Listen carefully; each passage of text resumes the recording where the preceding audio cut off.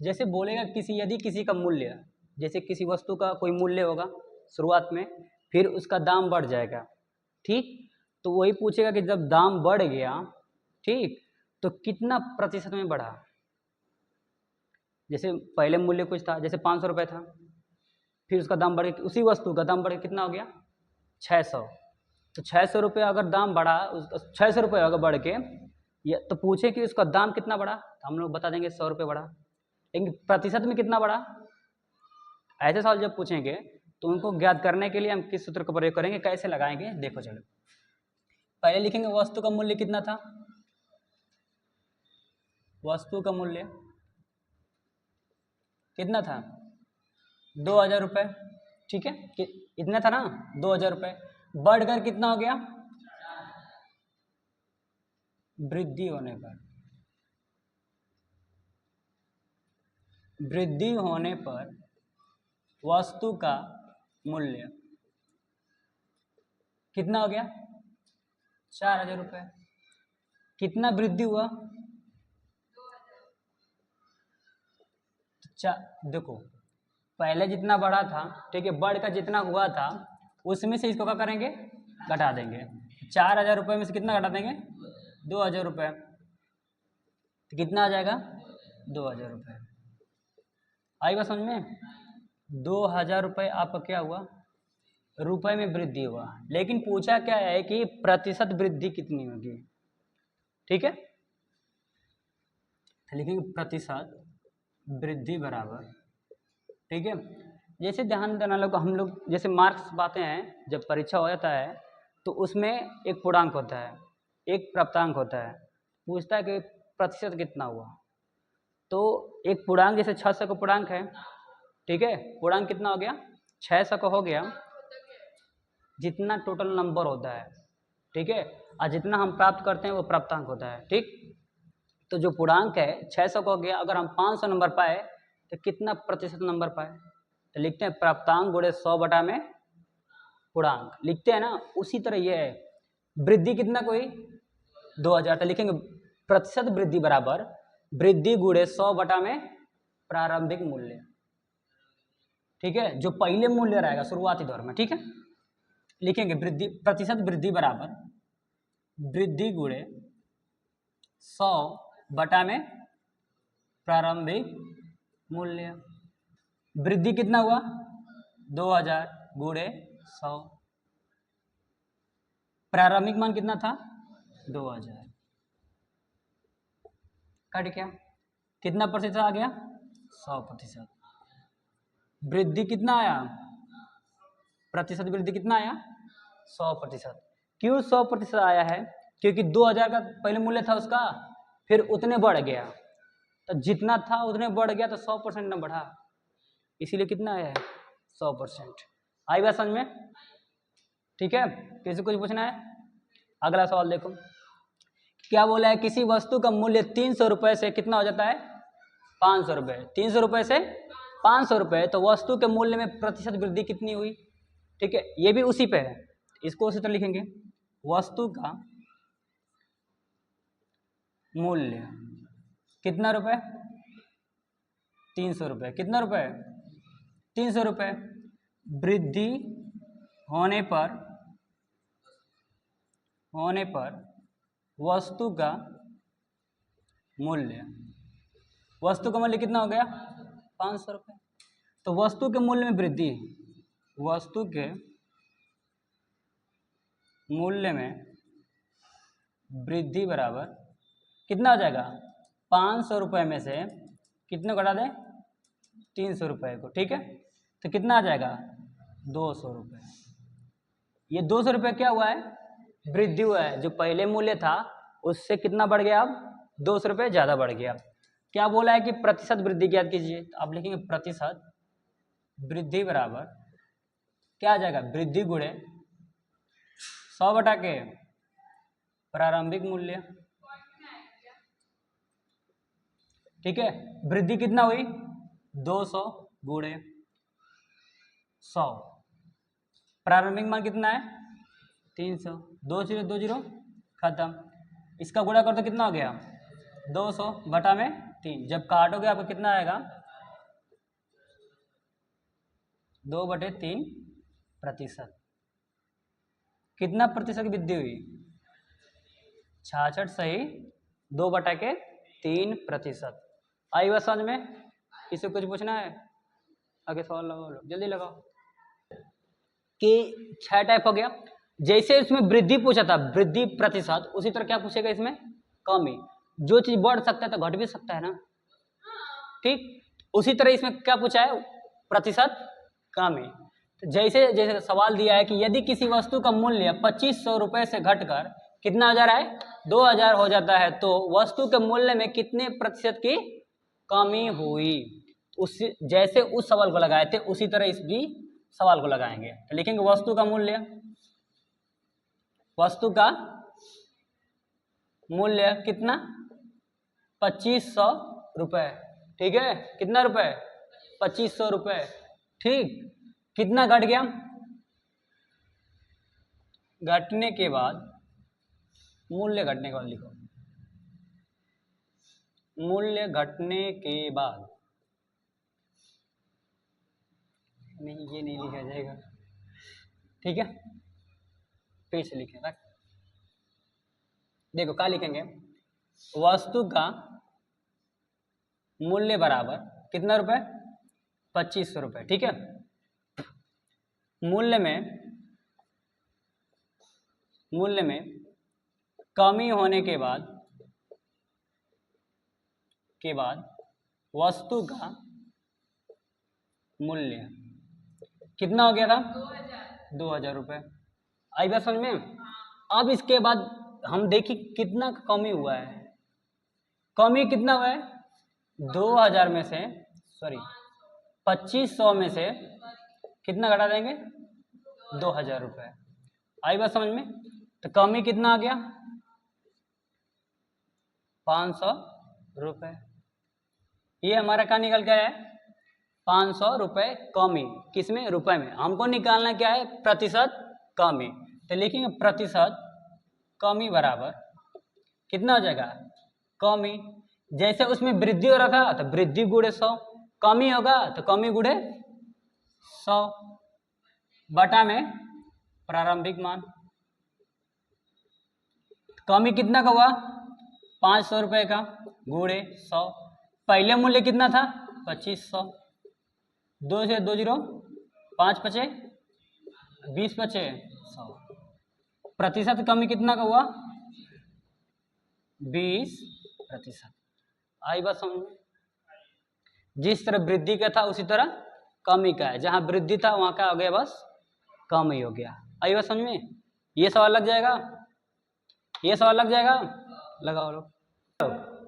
देखो जो टाइप 8 है, ठीक है, 8वां प्रकार जो सवाल है, ठीक है, वो थोड़ा अजीब सा पूछा है। बोला है कि यदि किसी नगर की जनसंख्या कितनी थी? 40,000। यदि नगर की जनसंख्या 5% वार्षिक दर से वृद्धि हो, मतलब कहने का हर वर्ष कितना परसेंट बढ़े? 5%। इसी जनसंख्या का जो जनसंख्या है इसी का कितना बढ़े? 5% हर साल बढ़े, तो 3 वर्ष बाद नगर की जनसंख्या क्या होगी? ठीक है, पहले ईयर में कितना बढ़ी, दूसरे ईयर में कितना हो गई, फिर तीसरे ईयर में कितना हो गई वृद्धि हो गई, ठीक है। तो ऐसे सवाल कैसे लगाएंगे? ध्यान सुनो लोग, देखो इधर पहले जो दिया है लिख लेंगे, ठीक है। क्या दिया है? नगर की जनसंख्या कितना? 40,000, ठीक है। कितना बढ़ रहा है वो? कितने प्रतिशत है? प्रतिशत वृद्धि कितनी हो रही है?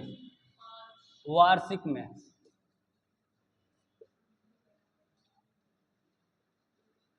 ठीक है, कितना हो रही है? 5% की, यानी हर साल कितना बढ़ रहा है? 5%। अब बोले कि 3 वर्ष बाद नगर की जनसंख्या, तो समय भी दिया है, समय बराबर क्या हो जाएगा? 3 वर्ष, ठीक है। तो यहाँ लिखना लोग जो पूछा है 3 वर्ष बाद नगर की जनसंख्या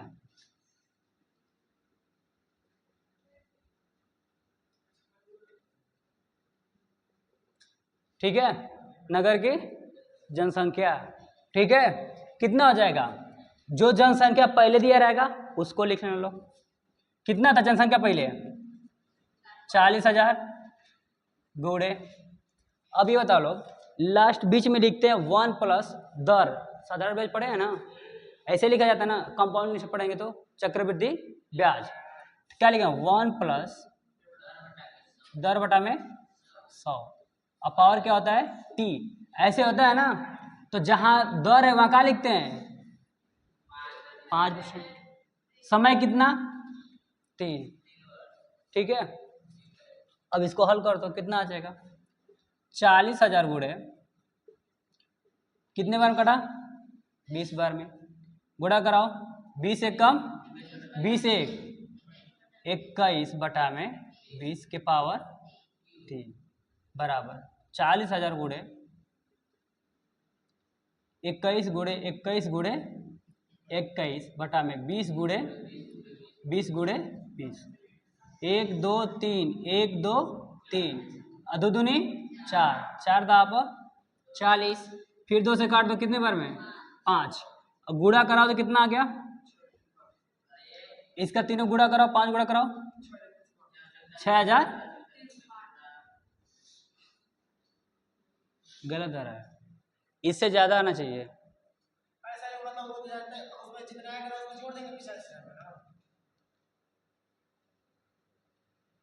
क्या पूछे, नगर की जनसंख्या, गुणा करा कितना है, गुणा करो,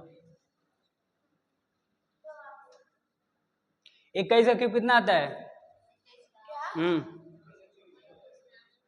तुम लोग का निकाल लगे बोला तुम्हें,